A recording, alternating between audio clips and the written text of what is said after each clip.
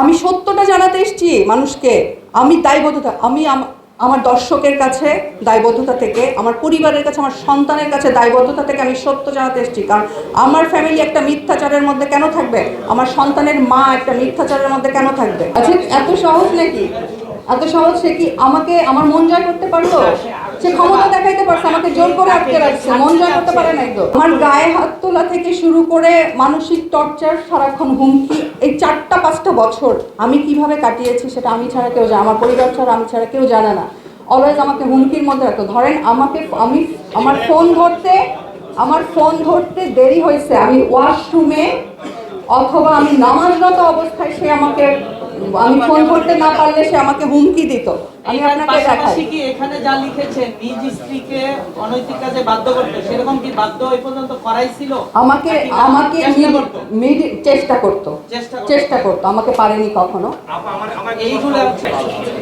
আমার বেডরুমে আসলে আমি থাকতাম, আমার বাসায় আমার যাইতো, আমি জানতাম। আপনি তো আর যাইতেন না, সো আপনি জানান না। মাইন্ড কেন করবো? সে 2-2বার আমাকে ডিভোর্স উজ্জ করে আমার সাথে থাকছে, ওইসব কারণেই তো।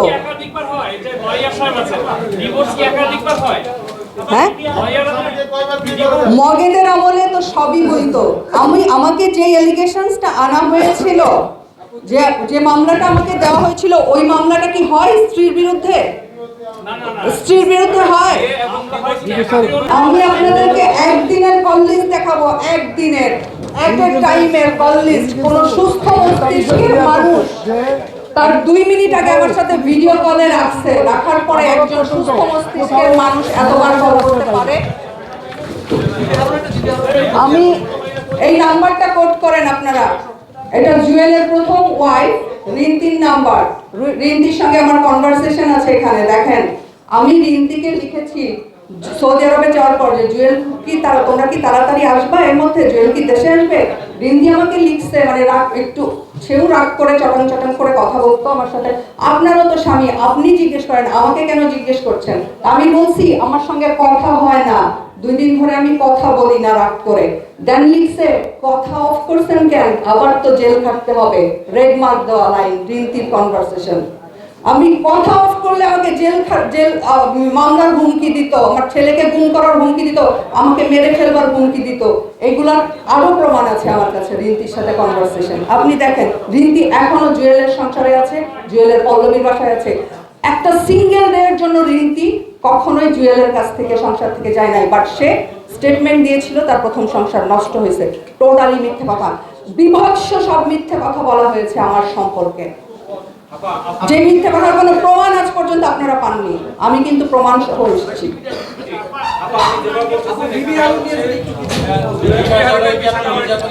ডিবি হারুনের হেল্পে, স্বরাষ্ট্রমন্ত্রীর হেল্পে জুয়েল আজকে আমাকে যা যা করেছে, অত্যাচার, মিথ্যাচার যা যা করেছে, সব ডিবি হারুনদের হেল্পে করেছে। এবং ডিবি হারুনরা আমাকে যে হুমকি দিত, ঠান্ডা হুমকি, ফোনের, জুয়েলের ফোন থেকে, আমি তো বললাম আপনাদেরকে।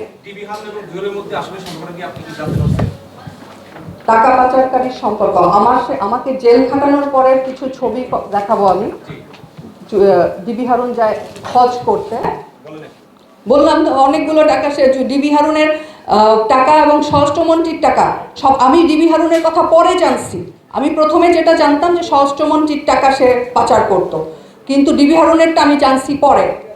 ঠিক আছে, এই যে দেখেন ডিবি হারুনের হজের ছবি, সাথে এই যে আমার হাতের এই যে নিচে যে, এটা হচ্ছে জুয়েল। একজন সাংগঠনিক নেতা না, শুধুমাত্র টাকা পাচার করেই তার এত পাওয়ার। তাহলে বড় নেতাদের পাওয়ার সম্পর্কে আমাদের ধারণা করা উচিত আসলে।